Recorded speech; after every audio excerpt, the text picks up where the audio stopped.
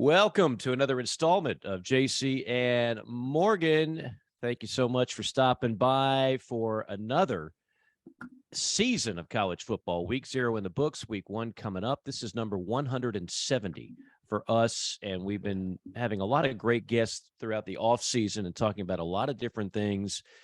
JC, I would just say we are in an NIL-free zone today. We're not getting into NIL. We're not talking about some of the issues with college football. There'll be plenty of time for that. But thankfully, we've got games to discuss, and I'm excited. I know you're excited. We're also excited to bring back in our third member, our producer extraordinaire, if you will, Michael Haney. We'll introduce him momentarily. But first off, JC, Week 0, how did it feel for you? How excited are you for college football in a monster week 1, by the way? Like, this is not just, a couple of good games, a monster week 1 coming up. How juiced are you right now?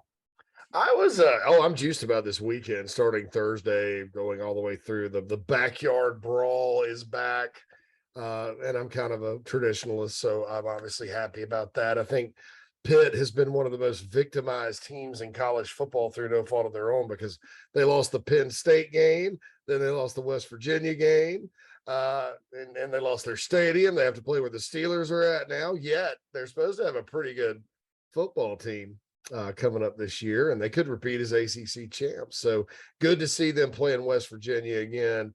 Ohio State, Notre Dame is a game I think in the Midwest folks always think should be played. They don't play a whole lot. They've been met in some bowl games, and Ohio State's really running up on them. I'm curious to see what happens there. Florida, Utah to me is very intriguing. You asked me about week 0, Mike. I'll be honest. I kind of felt like I did back in 2020 watching one of those pandemic era weekends before the SEC got started. Not a lot for anybody that likes defense to like. Thought that again, Nebraska gets let down. Congrats to Ryan Helinski for having a great game and leading Northwestern to a victory over in Dublin. But I thought North Carolina showed some signs of a lot of issues that they're going to have that they need to fix quickly. I thought that Florida State was less than impressive against a team I didn't even know played football, Duquesne. Hawaii, Vanderbilt scored 63 against Hawaii. I guess that's what got the SEC talking. But, and look, most of the time week 0 isn't banner. Like, it's not. There's a couple games you talk about, and that's it. And so onward to week 1. But to tell you, I was just like, man, what an impressive week 0 of football. I'd be lying. I kind of felt like, is this the sport from 2 years ago that we all saw? Just because lack of defense, bad tackling, poor coaching decisions. But I'm sure it'll be much better this weekend. It was truly an appetizer. I mean, it's the appetizer to the main course, and sometimes you go to a party and the appetizers, quite frankly, aren't that great. But it's just something you got to put out to the guests, so they've got something to munch on as they roam aimlessly throughout a house and weird social constructs and everything else. But there was one game that I clearly had my eyes on going in, and I don't know why, but I have just a morbid curiosity, and I almost felt like a sadist, but I like watching Scott Frost struggle. And I have nothing against him personally. I've heard, he's a okay dude, like nothing bad about him, nothing like that. Sometimes I find myself in sports rooting for the story more than anything else. And I hate to say this, and Nebraska fans, I have nothing against you, honestly. Like, if you win the next 11, 12 games and sneak into the playoff, I think that's a great story, right? But that's not happening. So I have to pull for the other story, which is to watch Scott Frost just squirm and just battle all these demons. That's 21 one possession losses during his time frame. All of a sudden, Bo Pelini doesn't look so bad because he yelled and he could be a mean guy. I find it fascinating because we've talked about Nebraska before on this show. Nebraska, the fact that it doesn't look like they're anytime soon going to be remotely linked to Nebraska of the 90s. Like that time frame has come and gone. It's still an awkward fit in the Big Ten, and I realize financially you would applaud that move. But boy, I wonder if your average Nebraska fan, if they had a mulligan, they would say, no, do not do this. Stay where you are. We don't fit here. The other thing that's just fascinating to me is that we all got this wrong, and I will raise my hand in terms of I thought Scott Frost in Nebraska was a no-brainer. Keep in mind, Scott Frost, much like Tom Herman a couple of years before him, was the can't-miss. Everybody in college football that had a potential opening wanted this man. He turned down Florida. He obviously turned down staying at UCF, which UCF can't match the finances necessarily, although some might argue that's a better job, at least an easier job than Nebraska right about now. Keep in mind, UCF will be in the Big 12 soon. And so it's completely fallen apart. Now, Tom Herman didn't have that type of meltdown, but clearly it did not work out at Texas for Tom Herman either. But this is a historically just 30 for 30 like blow up where nothing has gone right. Everything has gone wrong. We can get into the fact that when you're up by 11 and you call for an onside kick, I'm watching that live and I'm just like, oh my goodness, what are you doing? And that's not 2020 hindsight. If you're down 11, I might understand it. He's talking about, well, we went for the kill shot essentially, but the odds are still against it. Like it just didn't make sense. But bigger than that, that would be the focal point of everybody Monday morning quarterback on that game.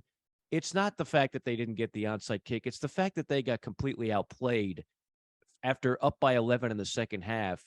It didn't come down to an onside kick. It came down to Northwestern was just better. And that should concern you if you're a Nebraska fan. So anyway, I don't want to give too much to that game, but that was the game I was looking forward to. It did not disappoint. Not close one. It was entertaining. I'm a big Pat Fitzgerald guy, always have been.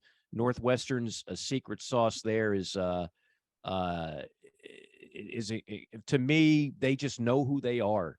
And that's the beauty of Northwestern, much like a Utah, much like certain programs. So that stood out. And other than that, I'm like you, JC, the games weren't overwhelmingly positive. But again, it's a garnish. It's an appetizer. We get ready for week one.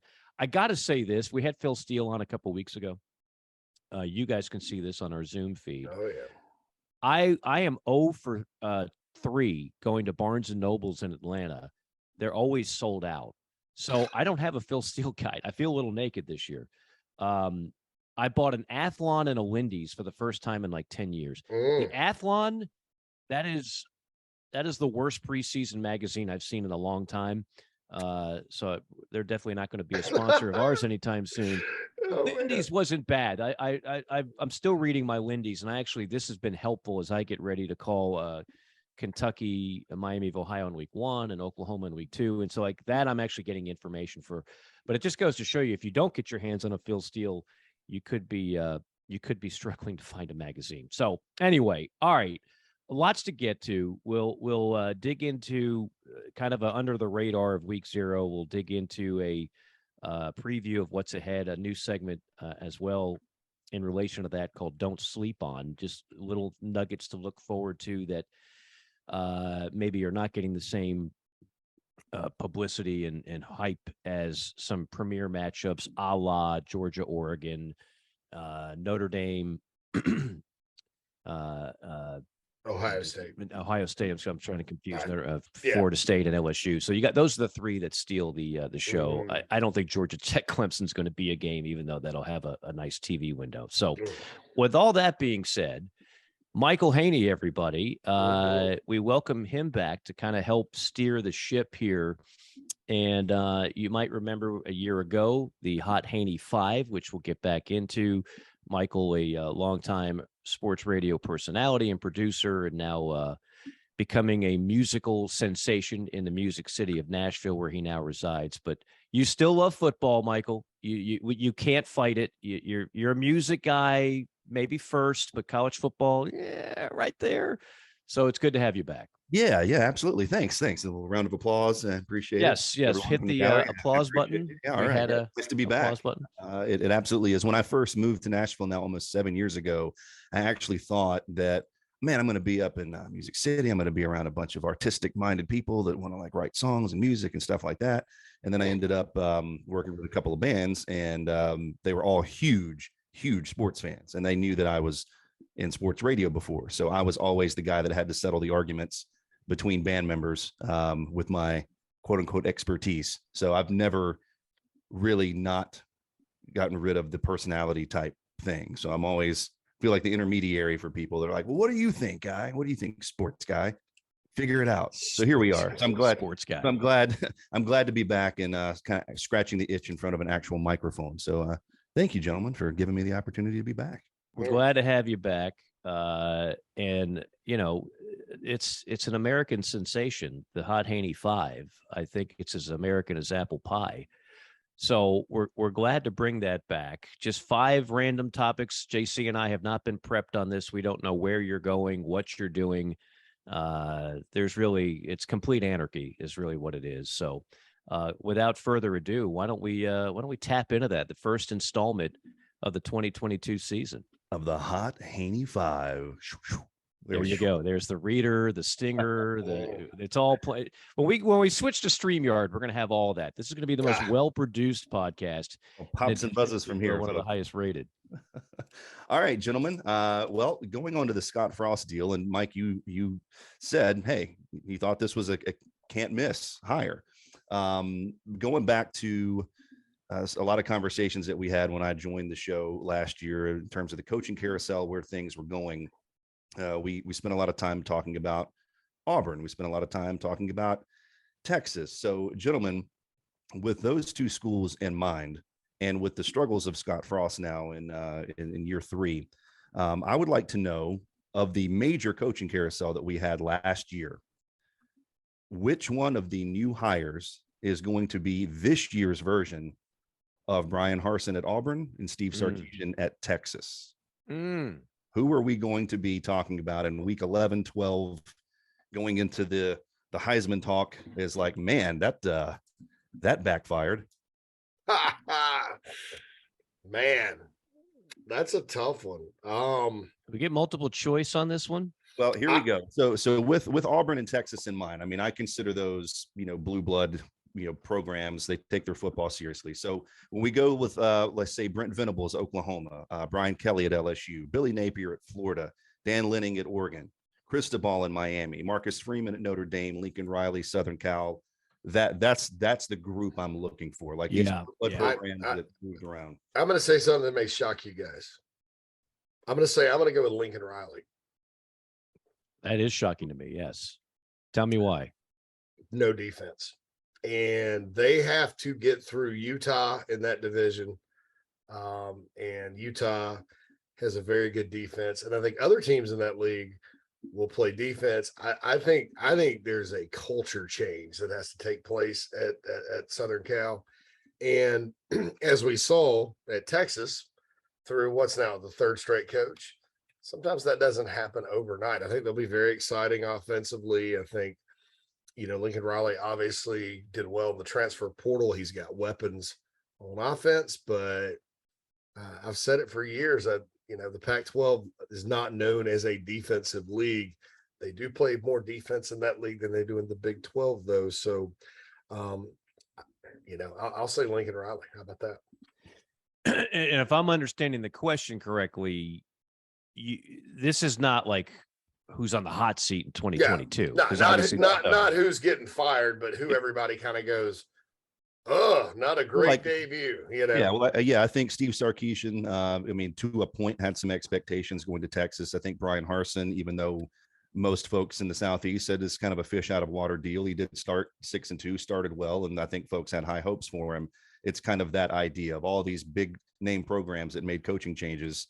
Who are we going to be talking about at the end? It's I think, I mean, I think I agree with everything JC said about the concerns for Southern Cal this year. Like if you're jumping on the Southern Cal is going to be a playoff team in year one bandwagon that does exist just based on the obvious transfer talent that they brought in and the obvious track record success of Lincoln Riley, I think you are misguided because the sole record of their flaws in the record the last few years is not just based on terrible X's and O's. There's issues on particularly the defensive side of the ball, and I agree that they're going to struggle in that regard. And I don't see them winning the Pac-12. I think it's a Utah Oregon race before we even get to Southern Cal on the depth chart. But I think Lincoln gets a mulligan, and I think Lincoln, given time, will get Southern Cal. I'm not saying back to Pete Carroll levels, but I think they'll be good. So I don't know if we're having this discussion a year from now, 2 years from now, if he's my top guy where you're scratching your head going, wow, I don't know about this hire. You know, this is not considered a slam dunk hire, but I look at what Notre Dame did, and there's a whole lot of love being given to Marcus Freeman.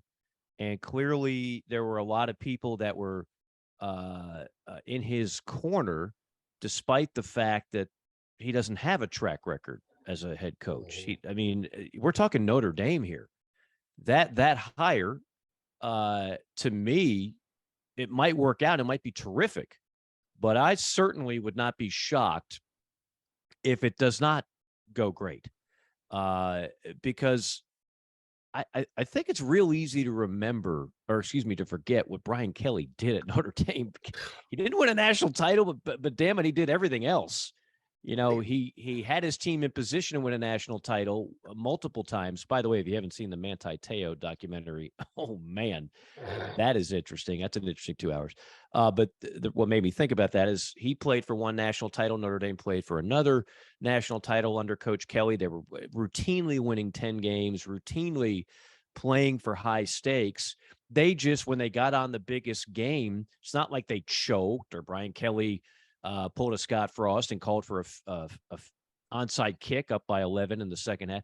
They just clearly were overmatched. And I think that's why Brian Kelly looked at and said, I'm tired of going into this game and looking at the other sideline and saying, I don't have the talent that they do. So he goes to LSU, where they're going to be presumably more talented top to bottom. So I'll go with Marcus Freeman. I think that was the most questionable of the hires that kind of you just alluded to, Michael.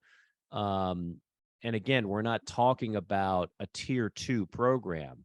You know, we're not talking about, for that matter, Auburn. You know, Auburn hired Brian Harsin, which was a questionable hire. And by the way, their AD, Alan Green, basically got fired because of it. But you're Notre Dame. You could have gotten a lot of guys that would jump at that job, and you took a flyer on a coordinator in-house, a la Bob Davie, following up Lou Holtz. So I'll take Marcus Freeman.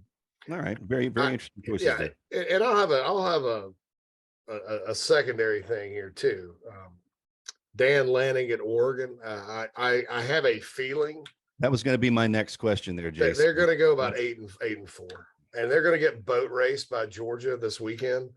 And that's going to tell me nothing about Georgia and how good they are, because I just don't think that was I think Oregon needed a different hire. I think I would have said the same thing had Lanning gone to Oklahoma.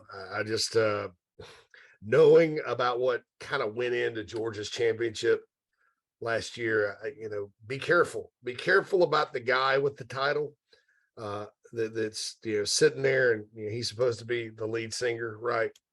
And you got Axl Rose and Steven Tyler as your backup singers. Just be careful how those vocals are mixed. That's all I got to say.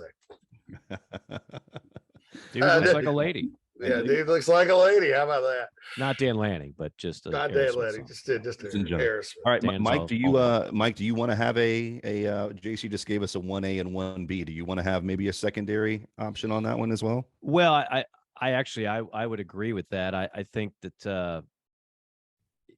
I don't see the same track record of, like, for example, a Brent Venables to Oklahoma. Like, that dude earned every bit of the stock that he garnered during his time at Clemson. And he waited and waited and waited in the right time, the right place.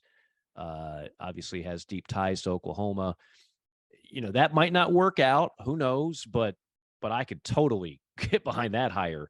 The Dan Lanning one was, he was and I don't want to take anything away, but other Georgia coordinators have been there under Kirby Smart, and they've all seemed to have done pretty well. One of them is in East Lansing right now as a head coach, whereas Dabo Swinney had zero background in defense. That was, he needed somebody to you take over the defense, a la like a Spurrier did in his years at every spot. Like, I'm not a defensive guy. I need you to completely. That was Brent Venables. Dan Lanning worked within the construct of this is the Kirby Smart defense, and this is how we do things around here. And, you're going to be very involved in calling plays, but just so you know, I'm Kirby, I'm right here. And that's kind of my baby. So I think that I'm not saying it's a bad hire for Oregon, but that is one, much like JC said, I think if it didn't work out, it would not surprise me. Yeah, I mean, and I even look at SEC coordinators with West Coast ties. Zach Arnett at Mississippi State, to me, I mean, better coach. I mean, less to work with, sure, but I mean, he's got a tough job. He's Mike Leach's defensive coordinator. That means like you're going into the defensive meeting going, all right, guys, here's how our offense is going to put us and expose us this week, right? They're not going to run the ball. They're not going to protect the defense. They're going to chuck it all over the yard. If they're misfiring, you're going to get right back out there and many times get guessed. I think Arnett's done just a terrific job. Agreed. Nobody looks at that, though. It seems like it's weird these days. Nobody gets there and goes, all right, well, look, this guy's at Mississippi State. For Mike Leach as a coordinator, that says something. This guy's at Georgia, and Will Muschamp and Glenn, there's another one named Glenn Schumann and Kirby Smart are all guys that are capable. Plus, you have all those first-round draft picks.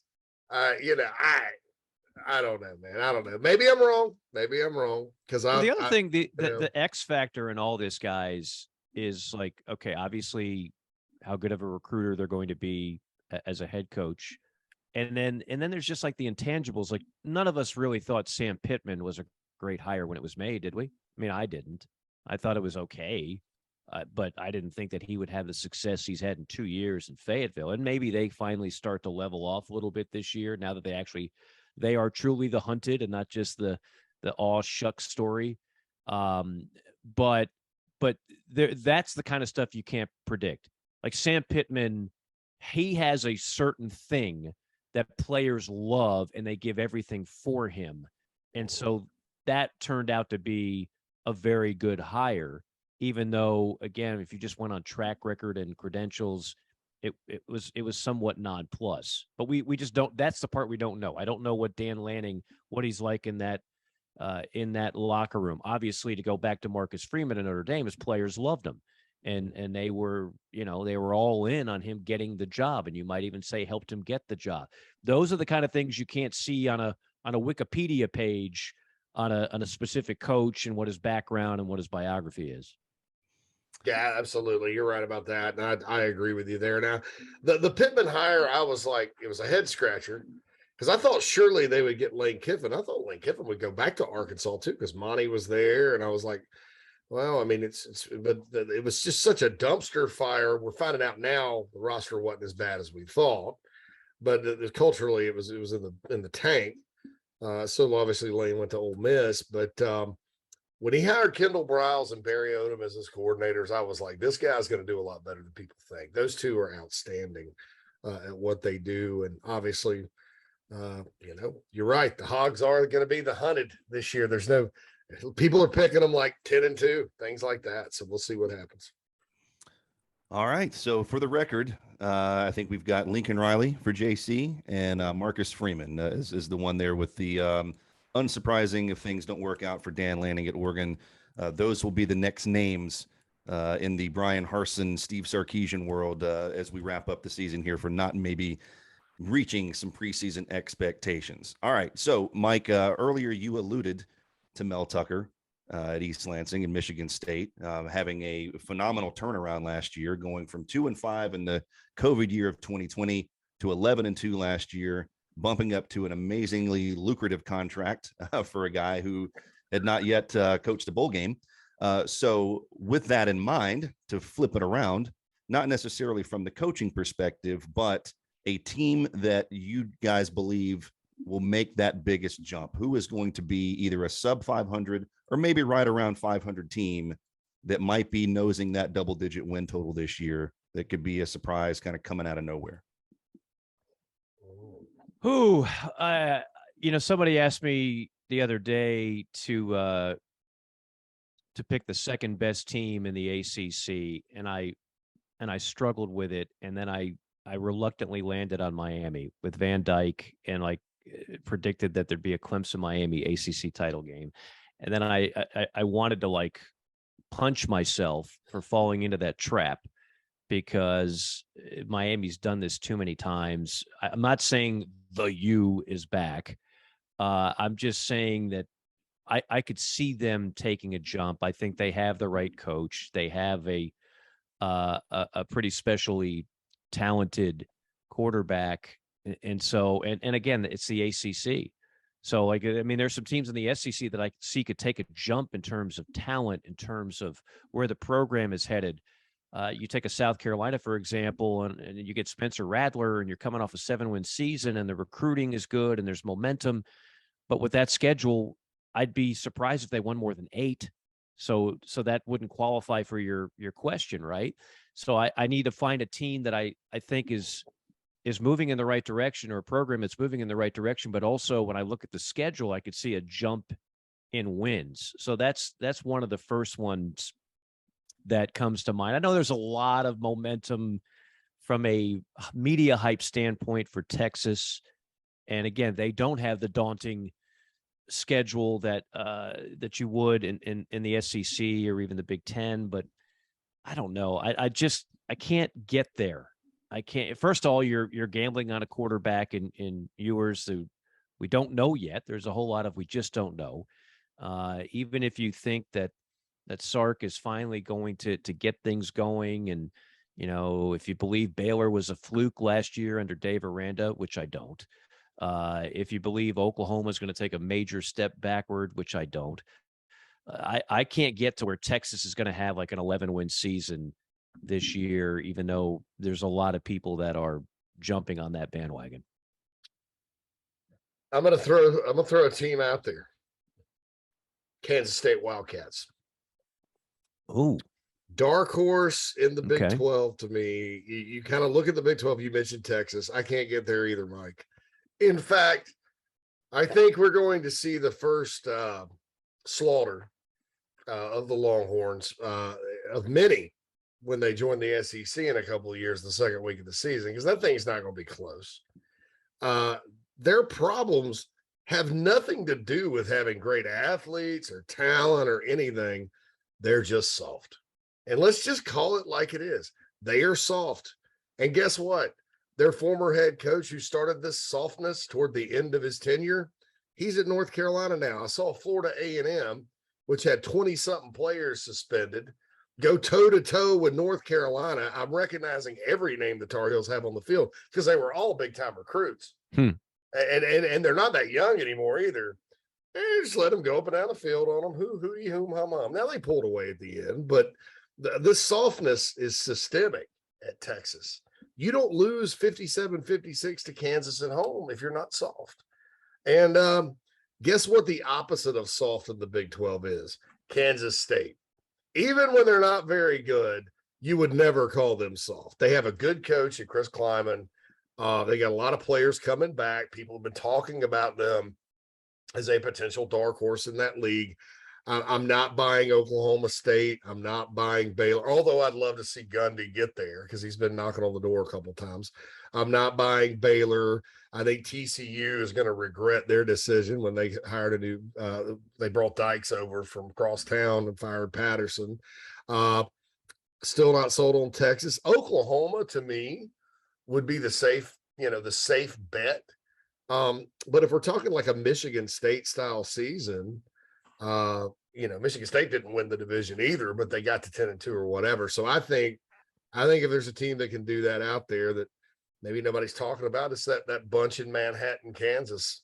And they're probably the happiest fan base now that it looks like the Big 12 staying together, because they may have not gotten an invite to the ball. It may have been in the Mountain West. So this will be a good year of redemption for that team in purple out in Manhattan.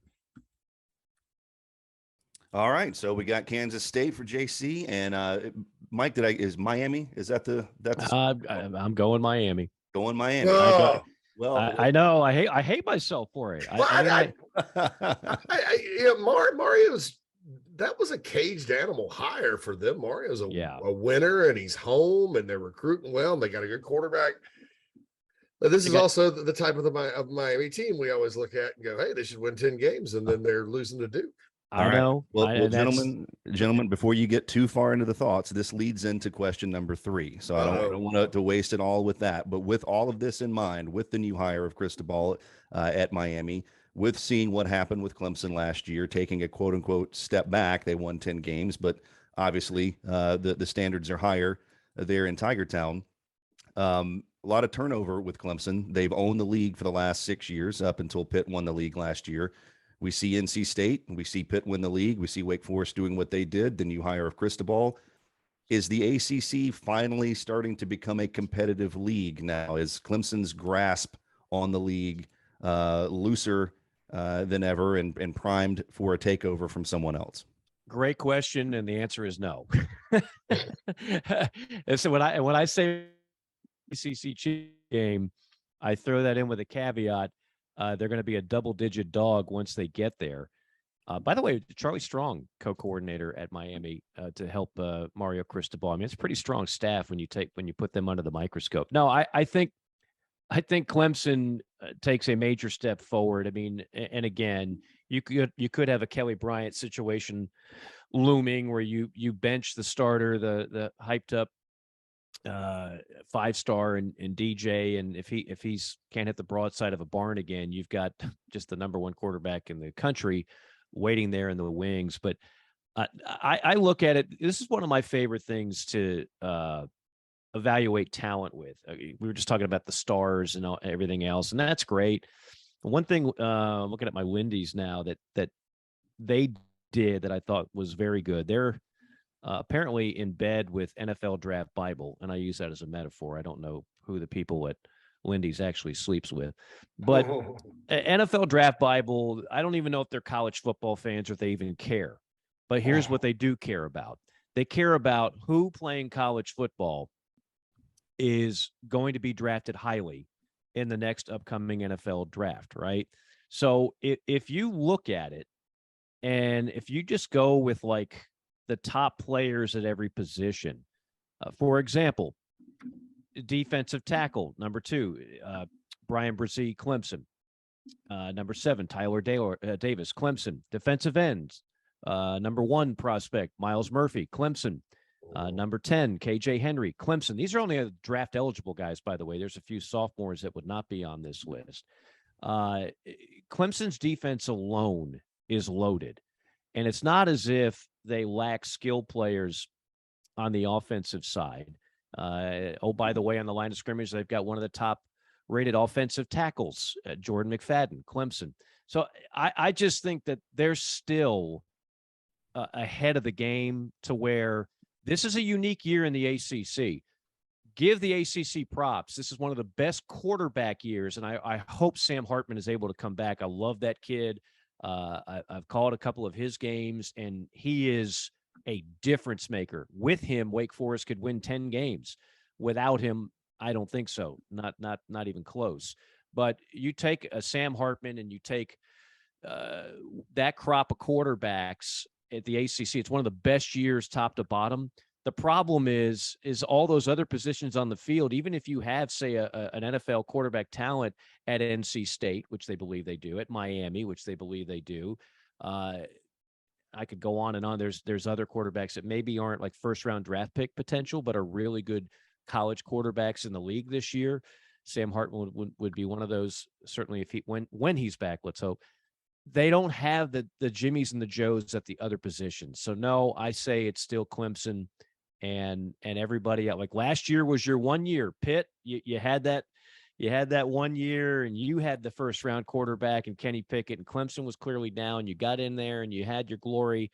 But no, I think now it's back to Clemson and everybody else.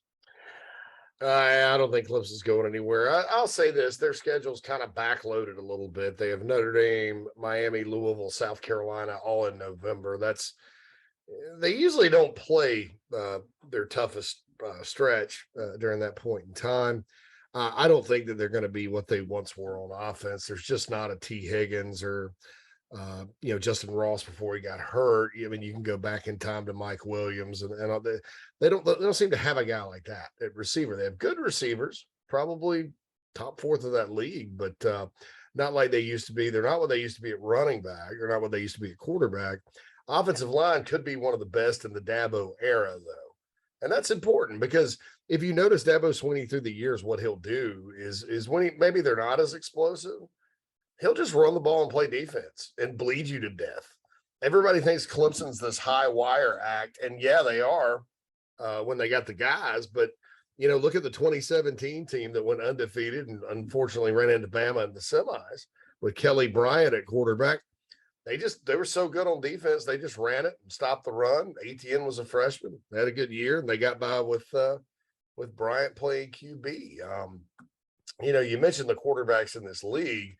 I'll go back to 2016 when they had a pretty good crop. You had Lamar Jackson at Louisville. You had what's his name, Nathan Peterman at Pitt, who was drafted. You had the kid at Virginia Tech that was good for 1 year. You had Deshaun Watson at Clemson. You had Mitch Trubisky, who was the number one overall pick in the draft. I mean, and I'll tell you what, SEC fans, that's the last year I could say probably, because you compare the quarterbacks in the SEC that year, and it wasn't even close. No. The ACC probably had the better year, and football probably was the better league that season. I don't see that happening this season, guys. But look, I'm not buying NC. I think NC State could lose two of their first three games. They open at East Carolina. Greenville, North Carolina has been a house of horrors for NC State and UNC over the years, and they're in year 4 under their head coach, who's a good one. They have Texas Tech, who's better than expected last year in a non-conference game. So by the time they get to Clemson at Death Valley, they could have 2 losses. Clemson opens with Georgia Tech and Mercedes-Benz, which these days is the equivalent of when Alabama opened with Duke in the Chick-fil-A kickoff. It's just hard to bet against the Tigers. I even think Clemson's players, when you look at their secondary and the second level of their defense, I think athletically they upgraded from last year. They're going to be even better, and they were a really good defense last year. So until we watch and see a team in the ACC that can, move it up and down the field on Clemson's defense and stop them consistently, I have to go with Clemson. I just don't think that. I think last year was just, one of those years things were not clicking on offense. I think that they overestimated DJ because of what he did in 2020 in a year where nobody was playing defense. And there was a big drop off in skill, talent, all that. But I think they'll rebound offensively. And even without Brent Venables, I think that they have enough talent on defense to be pretty special on that side. Follow-up question: will DJ be the starting quarterback halfway through the season? I will go ahead, JC. I'll say yes, just based on the improvement I've heard about him coming out. I'll say yes because I think they're going to get enough out of their defense, and the schedule is not, until that last month, which gets a little tricky. The schedule's really nothing. So I can't see a situation, barring a catastrophe, where he loses his job. Yeah, I mean, Kate Klubnik is obviously waiting in the wings, but I'll go DJ as well. He lost, we hear, in the neighborhood of 20 pounds. I don't know how that alone makes you just miss simple throws, but clearly I think there was a confidence issue there as well. There was so much hype. And again, he was a freshman. And when things just start not going well, it can snowball on you in a hurry, just as Spencer Rattler. And before you know it, the fans are getting restless, and it gets to you. I think you learn a lot from that. You know, you're mentally stronger from that. And as we always talk about, JC, and this was your world for so long on a national level, you know, recruiting is not an exact science, but I have enough faith in the people that evaluated this kid that he has some arm talent. Like, he can make those throws. For whatever reason, he just didn't last year, but I have to believe he will. So barring injury, yeah, I'll say DJ keeps the job. All right. So you heard it here first, or maybe you've heard it other places, but you know, you're listening. So you heard it we'll here. Claim first. Why not? Clemson is still king of the ACC, according to JC and Morgan. All right, guys, we have a lot of fun analyzing things and looking ahead and breaking things down. But I feel like with the Hot Haney 5, the reason you brought me in are for questions 4 and 5. So we're gonna step away from previewing and looking at things and all the other stuff. And I want to take you on a little journey. It was 1992, and 11-year-old Michael Haney was sitting in the west upper stands of Williams-Brice Stadium for South Carolina versus, I believe at the time, number 14 Tennessee, led by Heath Schuler. At halftime of that game, they ran a film crew on the field, and they were filming a movie that would go on to be known as The Program. So if you've watched The Program, or if you're new to this podcast, or you just never watched The Program or didn't really know, Williams-Brice Stadium is the home stadium for the ESU Timberwolves in The Program. So I brought this up because this is the first year, pour one out for old Jimmy Kahn. It's the first year that he will not be around for The Program. So I watched this movie like many people will watch Christmas Vacation or It's a Wonderful Life around holiday time. It's the first week going into college football. I watched The Program. I enjoy it for all of its faults and all of the things that I think that it got right. But I have a question for you guys. Is this just silly sports cliche schlock, or is The Program actually an underrated sports movie classic? Both of you guys are going to be surprised by this, because JC, I get on all the time about not watching certain shows and hadn't seen certain movies. I clearly watch more TV, and there was a time where I don't want to say I was a movie buff, but I watched a lot of movies, and I actually went to the movie theater back when people did such a thing. The only movie I've seen in the last couple of years in person is Top Gun. I've never seen The Program start to finish. I've stumbled upon it, and I've seen bits and pieces. I applaud you for having the guts to admit that, Mike. I admit that, and I've seen a lot of B-level football movies, and I always joke about the fact that Roadhouse is the best 2-star movie ever made. Like, I acknowledge the fact this is not great writing, not the best acting, not the best plot, but whenever it's on, I'm in. I'm all in on Roadhouse. That's kind of like my Christmas movie. Varsity Blues. I'm not here to tell you that it's a great football movie, but I'm here to tell you I watch it every time it's on. The Program never did that for me. It just didn't. So for me, you're not going to get high marks on The Program. Rest in peace, Jimmy Kahn. Rest in peace, Paulie Walnuts. It was a bad year for guys that played mobsters. I think we lost 3 or 4 of them in total. But Ray Liotta. Ray Liotta. I mean, goodness gracious. And that was all like within 30 days of one another. Just a tough time. Joe Pesci, please eat well, get on the treadmill. We can't be losing Joe Pesci. But no, I can't give you thumbs up on The Program. I'm sure JC has a different take, but I never got into the movie. I think you're both going to be surprised at this. Me neither. Big fan of Johnny Be Good with Anthony Michael Hall. Oh gosh, Yeah. that's a half-star movie, dude. Big fan of Necessary Roughness with Scott Bakula and Kathy Ireland, and Sinbad. And right. the most underrated coaching performance of all time in a movie with Robert Loggia as defensive coordinator Wally Riggendorf. Classic. Robert Loggia, I'll remember it for three things because he unfortunately passed recently too, or last 5 years. Number one, Scarface. How can you forget his performance in Scarface? Number two, Wally Riggendorf in Necessary Roughness. And then number three, he has the most epic line in the movie Independence Day. Give me the Secretary of Defense. Then wake him. Just so dramatic. Sets the tone for that whole film. Anyway, big fan of that movie. Big fan of Any Given Sunday. Varsity Blues was all right. Friday Night Lights Very good.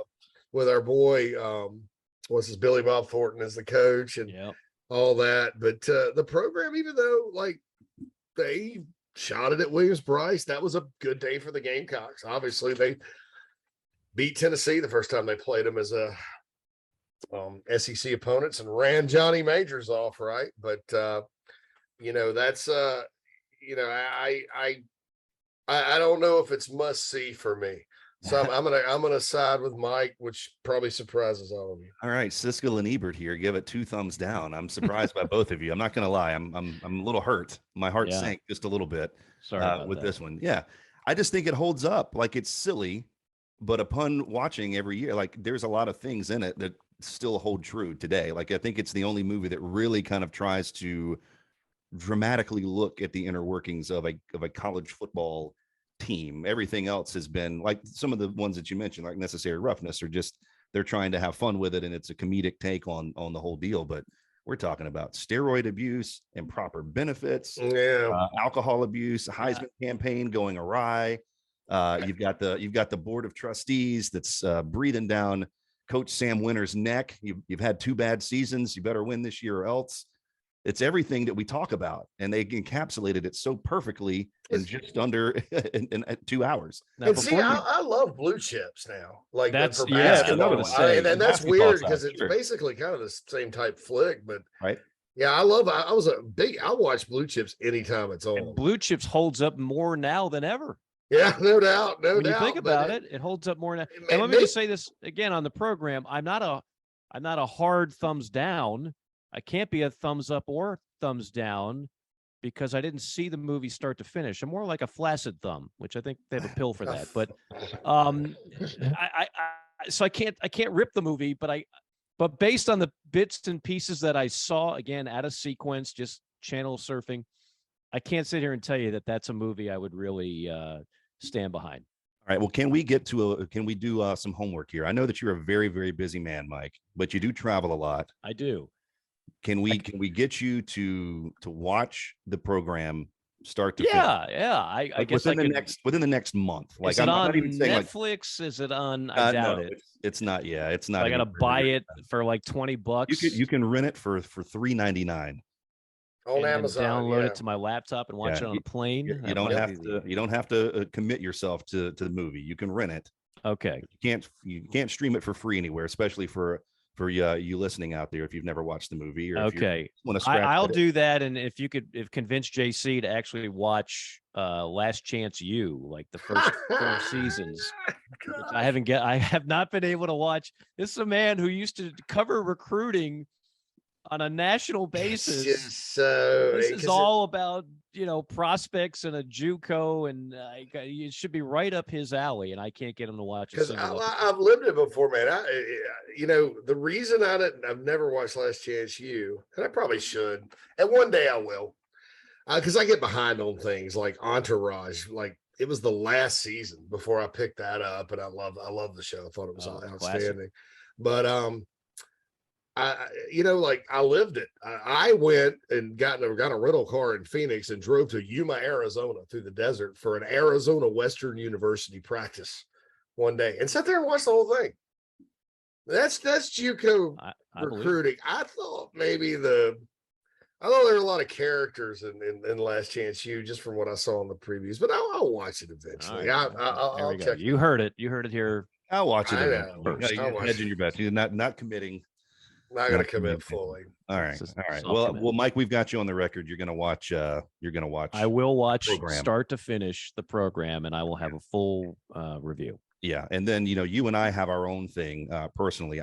You love Norm Macdonald, but you've never watched the movie Dirty Work, which just is insane to me. I can't get into. Thank you, JC. I appreciate that. Like, if you could see JC's Mike, for God's, you've never seen Dirty Work? Not start to finish. No. Chris Farley has the best cameo he's ever done in that movie. Yeah, he's better than the bus driver and Billy Madison. In that one, I do have seen that, and I do remember that cameo. Yeah, that's the Chevy Chase cameo as well. Yeah, the Farley cameo in Dirty Work's amazing. All right, we're completely off the rails now. Yeah, he has a half a nose. I mean, it's awesome. So Thanks, Michael, for getting a 1-star cult following flick into this discussion. Again, I think that's why you bring me along. You bring me along for this, and through our hookup here, where we can actually see each other. Your face is red, Mike, so I can tell that. So I've gotten a lot of sun, actually, is what that is. But yes. All right. So the program, the heat is getting to me here. Both of you right now, you chose to put it in more of the cliche schlock category than timeless classic, the way that I do. All right, moving along. Again, number 5 of the Hot Haney 5, a fun topic. We've all, gentlemen, traveled around to various football games and covered various football events and stadiums throughout our time. I love to eat. I don't miss many meals, but tailgate food is one of the bigger things that people try to prepare for outside of just your tickets and what playlist you're going to have. You got your hot dogs, you got your hamburgers, you got steaks, chicken wings, all the normal fare. But going back to a similar question I asked around Thanksgiving, what was the most underrated Thanksgiving side dish? What is the most underrated tailgate food? The most underrated tailgate food. Sausage? Just straight up sausage? Give me a good spicy Italian sausage on a grill. I'm all in. I'll take that. Get some peppers in there. I'll take that over the hamburgers, the hot dogs, the wings, everything else. Yeah, I'm all in on that. All right. I think that sausage is interesting because I've always loved sausage. I've always been a fan, but I've learned since I've been, in the Midwest a little bit, that's sort of a staple. Sausage, peppers, beef. Yeah. I'm going to go with Low Country Boil. All right. At first it was kind of like a colder weather, and we don't have a lot of colder weather in the South for football kind of thing. But I had it over the summer at a 4th of July cookout, and I was like, I kind of like eating this during the summer too.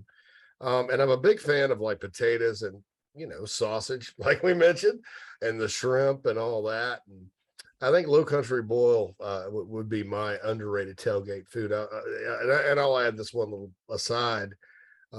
As far as something we don't think about being a staple of tailgating food, you take a tray of Chick-fil-A chicken nuggets to a tailgate, they're going to be gone in 30 minutes. Guaranteed. Don't care if there are 3 people there or 30, they're going to be gone. They are going to be gone. Absolutely. But that's an automatic. If we're talking Chick-fil-A, right, we can't say that's underrated because it's not. If you're living in the South or you've been in the South, you don't underrate Chick-fil-A. That's just part of that is apple pie. That is apple pie. And really, honestly, there's one in Illinois, and line around the store for breakfast and lunch, just like there is in South Carolina or Georgia or anywhere else. It's addictive. Isn't it amazing? Like, we all have our fast food horror stories. Like, just you go. I'm not gonna name certain companies, but very many of them. You go through the drive-through. You expect there to be someone who does not get your order correctly, is not the most polite. There's long waits. Everything seems discombobulated. It's just a show, if you know what I mean. And so Chick-fil-A, meanwhile, everything just seems cleaner. The kids that are running the drive-thru actually take a little pride in their work. They're polite. You've got 1,000 cars, and yet they somehow make it work in 2 different lanes where there's a system. They don't screw up your order hardly ever. Like, they somehow have figured out how to do fast food, right? Forget about the fact that the food is delicious. They know how to actually run the business. And so many of these others, it's just, like I said, it's a blank show. And it's like, how do you even stay in business doing it so poorly? So kudos to Mr. Chick-fil-A. Yeah, Mike twerking hard there to get the Chick-fil-A sponsorship for the JC Morgan podcast. We should get something out Yeah, of that, right? you should definitely send it. No, I mean, Athlon, no. Chick-fil-A, come on down. Yeah, exactly. Yeah, we're not getting Athlon on for sure. All right, gentlemen. So that concludes the Hot Haney. That concludes the first. All right. So we've got sausage for Mike. We've got Low Country Bowl for JC. The program 50-50 between you both. But I will say, if you haven't seen the program, or if you're behind on that, go check it out. The ACC is still Clemson's to lose. We also have Miami for Mike and Kansas State for JC as the teams to potentially replicate what Michigan State did last year and going into a double-digit win season. And then the coaches with the highest expectations of the blue blood programs that might not meet them this year.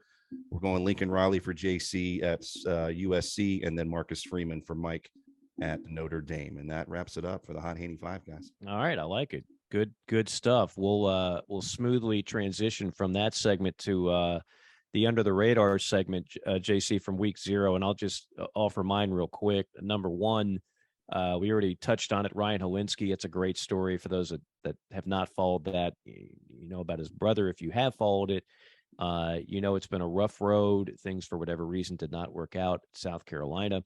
And it feels like he's been around forever. At Northwestern, he put on a display in that it wasn't all about what Nebraska did wrong. A lot of it is what Northwestern did right, which leads me into another under the radar, and that is the secret sauce under Pat Fitzgerald. I remember one of the first games I ever did for ESPN was in 2009, Northwestern Illinois, and you meet with the coaches or you have a conference call, and just sitting down and talking with him, I was impressed right away. And this was before he had the track record that he has now, some 13 years later. But again, they know who they are. They're comfortable in their own skin. And I realize they're coming off a disastrous 2021, but like overall, you look at what Northwestern was before he took over and what they are now, and it's impressive.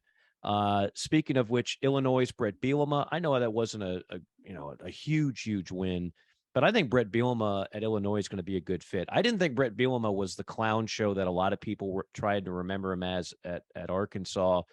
His problem was they just never had a defense. They never had a defense. I thought the hire made sense. I thought his philosophy, kind of going counter to all the spread and pass happy offenses, we're going to go ground and pound. That at times did work and could have worked, but they never had a defense in Fayetteville. And that's been a problem with that program for longer than just Brett Bielema.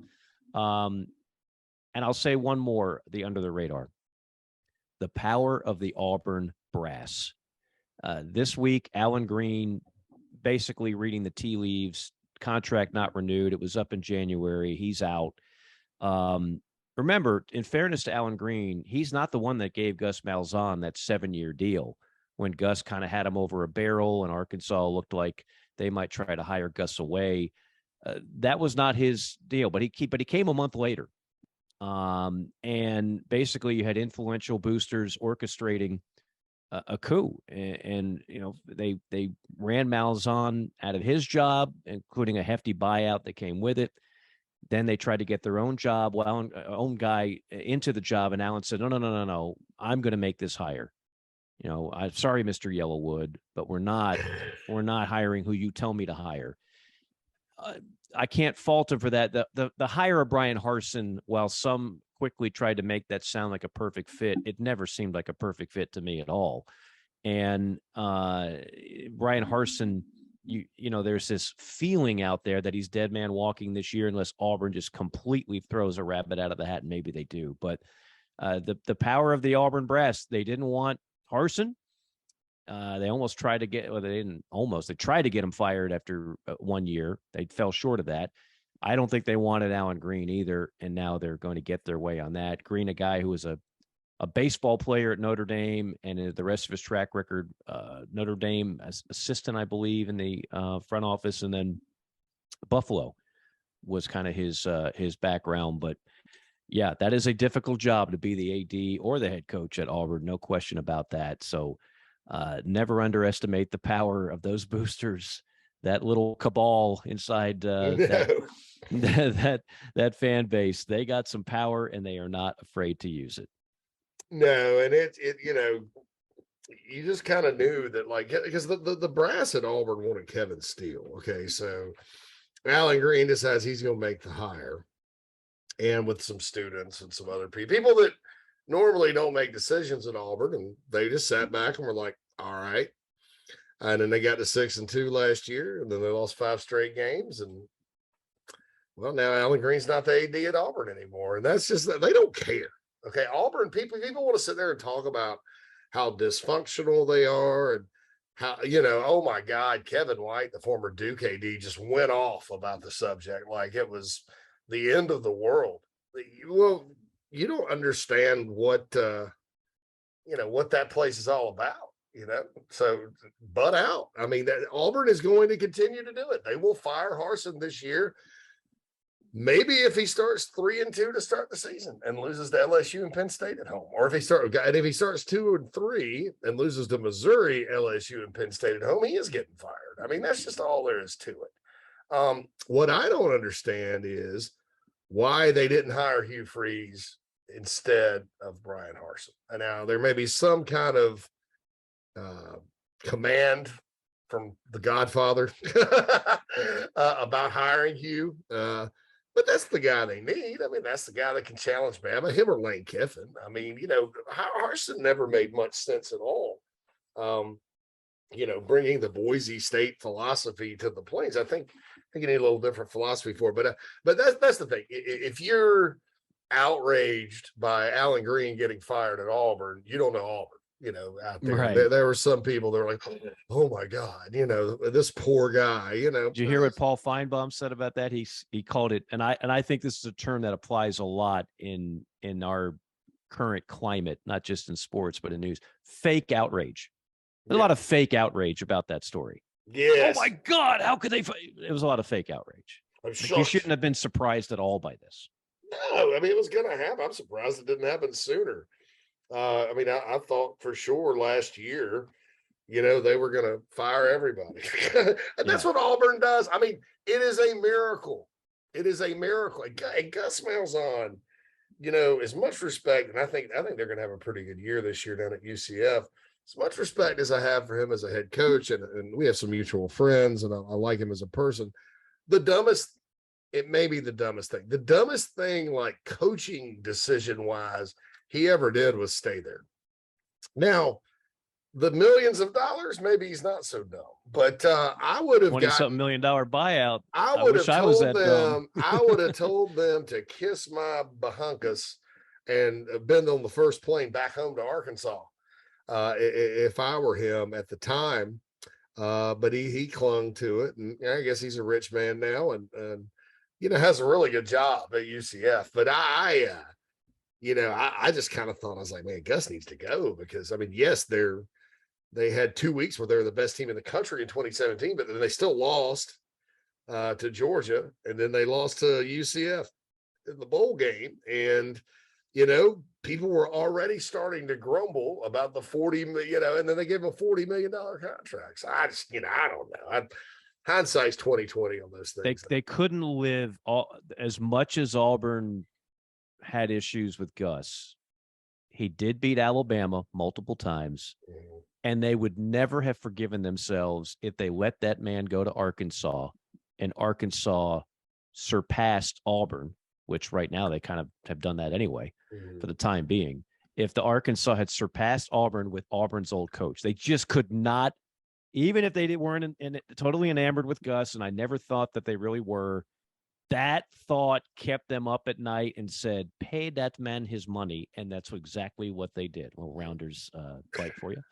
So that's where that is. Did you have anything else under the radar? Are we ready to go? Next segment's good for me. Segment. Yeah, all right. Yeah. So I mentioned this is actually one of the best week ones we've ever had. And I know there's a lot of criticism of the neutral site games, and Gary Stoken and those guys here in Atlanta are a big reason why those exist. And Gary will fire right back at you if you criticize the fact that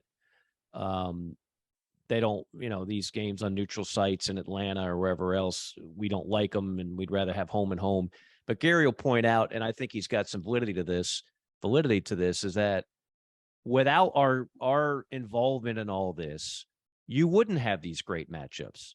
You wouldn't. Coaches aren't going to go out of their way to do a brutal home and home on week one under the current postseason structure. Now, again, when the playoff expands, and it will, and it'll probably be 12, and that might change. But for now, these games, these setups in the neutral sites, beginning right here in the Mecca of Atlanta, they facilitate better matchups than we would ordinarily see in week one. So I'm glad that we have what we have overall: Oregon, Georgia, FSU, LSU, Ohio State, Notre Dame.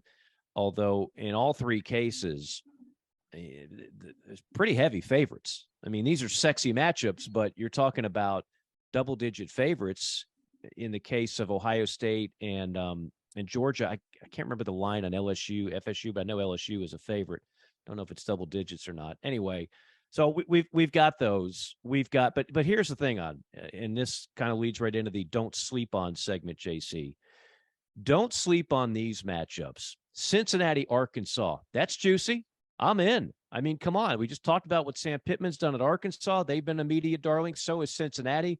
First non-Power 5 team to get to the playoff. I'm not sleeping on that game. Utah, Florida. Billy Napier's first game, a home dog against the Pac-12 champion Utah Utes. Beautiful.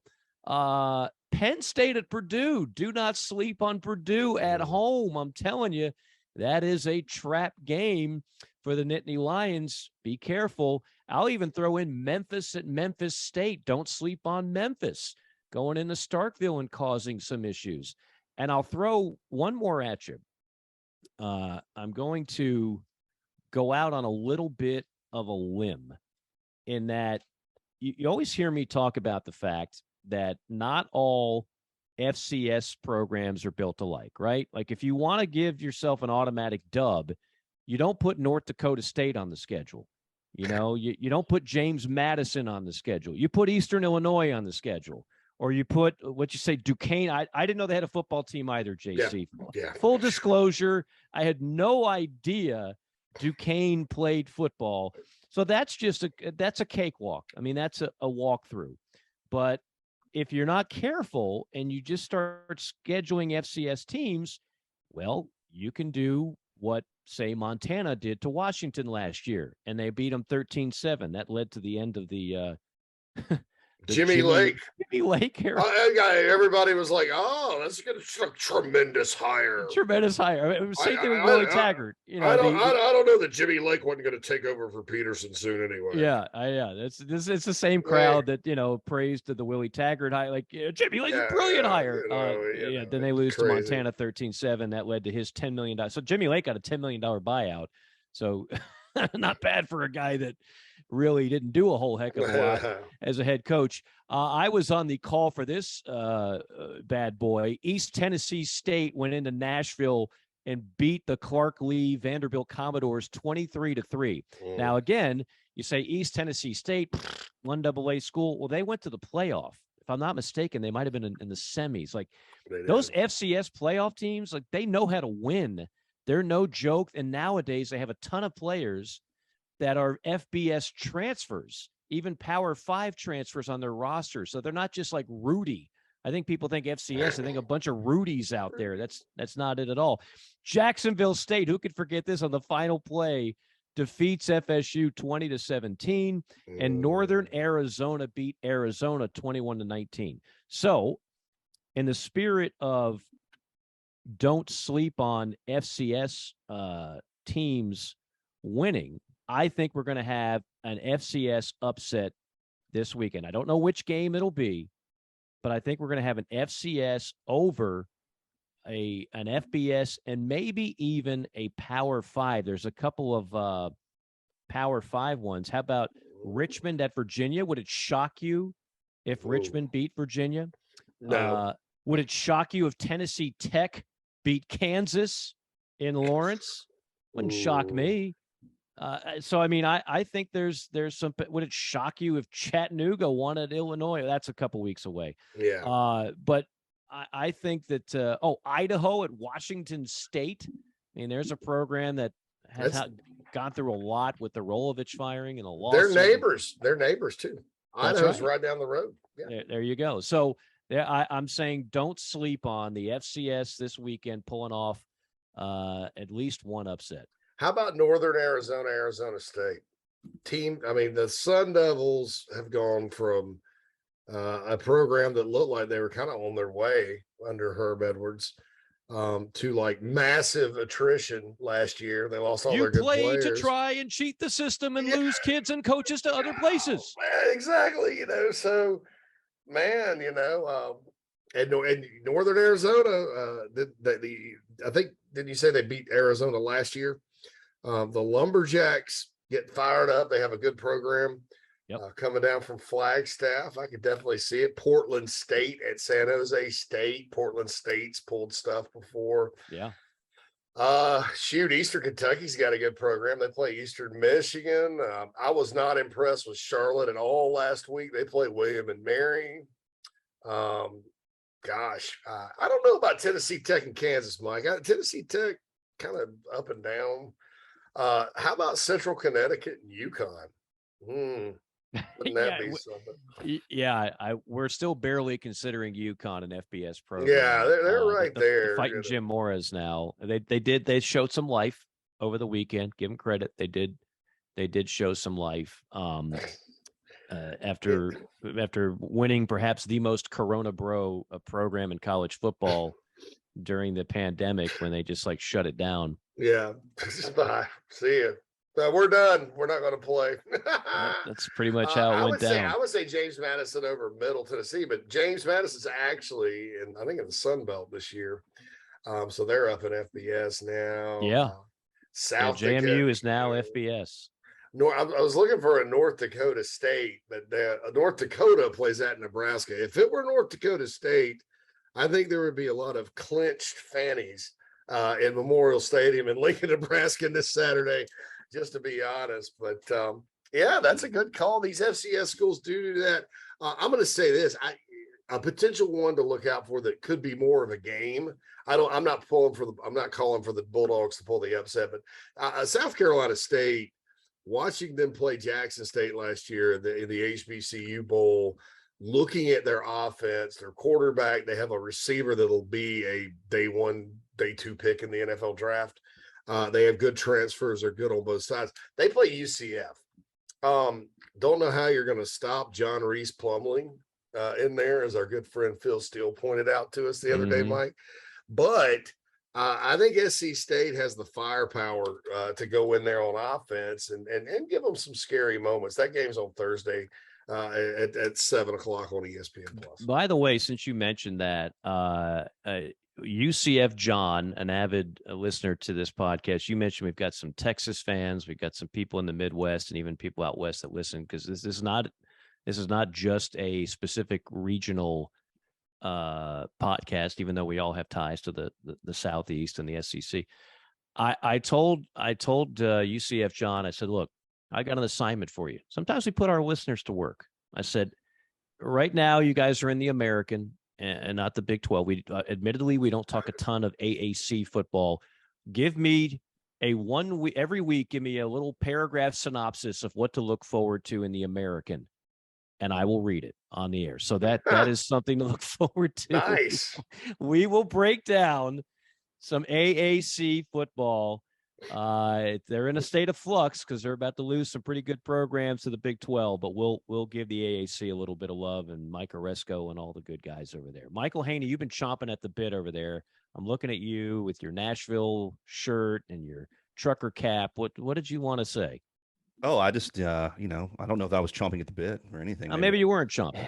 Maybe You I just have indigestion. Maybe I indigestion. have to pee. Maybe that's it. Well, then I'm, you can no, chomp at no, the bit no. over at the urinal down the hall. I will. I guess I will throw this in there, just because it's the school that I've followed the most often, and it's the school that I've covered the most. But I don't think there's going to be an upset. And this is obviously an FBS deal, but I'm very intrigued to see the return of Sean Elliott as a head coach for Georgia State, going back to Williams-Brice. I just, again, following South Carolina as much as I have in my life and seeing as much as I have, there's so much excitement from Gamecock fans. I can't help but think, and JC may be able to talk about this a little bit more. I don't know. I just feel like maybe at halftime there could be a little bit of restlessness because maybe the Gamecocks haven't quite put Georgia State away the way that folks would like to, because I know Sean Elliott well enough to know that he's going in with a massive chip on his shoulder, and he's going to have his guys ready to do everything they can to pull off an upset. Yeah, obviously they're not going to be intimidated. They won in Neyland Stadium. They almost won at Jordan-Hare last year. They've been to a bowl game 3 straight years, by the way. 4 out of 5, which, this is his 6th year. The program's only been there 13 years. I've told game guy fans this, just understand that when this game was scheduled, I think Georgia State was like a 3-year-old football program and Bill Curry was the coach, right? It's like, Bill Curry's going to come in there and lay some groundwork, but he's not the type of guy that scares you into thinking he's going to upset you, right? Good first hire, not all that good stuff. But that's when the game was scheduled. Nobody knew Sean Elliott was going to go over there and build a freaking contender in what I think for right now is one of the more underrated leagues in the country in the Sun Belt. Absolutely. I think the Sun Belt Fun Belt really come up. You look, you have Coastal Carolina, you have App State, you have Louisiana, even schools like South Alabama are really good. Troy is traditionally good. Terry Bowden's still at Louisiana Monroe. I mean, it is a good league. This is like playing one of those Louisiana or App State teams. Georgia State has 18 returning starters. They have a quarterback that's a dual threat guy. They have dynamic running backs and playmakers on offense. And it's the same offense App State and everybody else. Sean Elliott's run for years. Everybody kind of in that coaching tree runs sort of the same thing. It's hard to stop.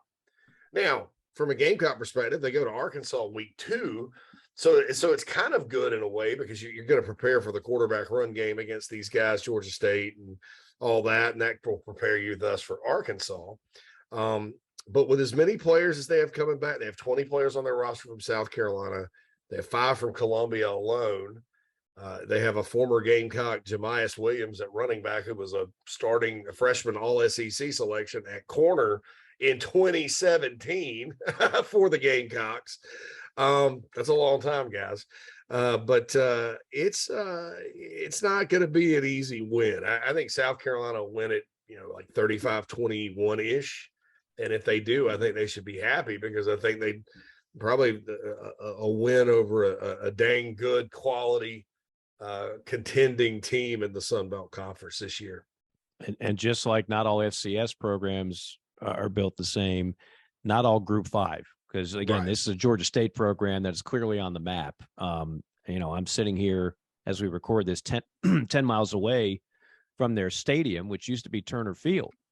Because you had that beautiful stadium for the Braves, and they just turned it into a nice football stadium. That's all they do there is play Georgia State football. The campus is growing. The enrollment is growing. Like that all of a sudden has become a good job, and that has become one of those dangerous Group 5 opponents. So, if you want an automatic dub, then you schedule Rice. If you want to sweat and have anxiety, you schedule Georgia State right now, and that's what I'm with you, Haney. Like I think that could actually, at least for a half or 3/4, pose a little bit of a what have we gotten ourselves into type of situation. Yep. And then just like I said, and what JC detailed there, the added layer of the South Carolina connections, there's a lot of guys coming back in, just, maybe have a point to prove. Yeah, no doubt. The little X factor things that you don't, when you're dealing matchups and you're saying, who's got the better speed, who's got the better arm, who's got all this stuff, there's always that X factor intangible thing that you like to throw into an equation. And I think Georgia State's got that going to Columbia this weekekend. I think we just stumbled upon another segment that we can look forward to, the Haney X Factor, There you each go. and every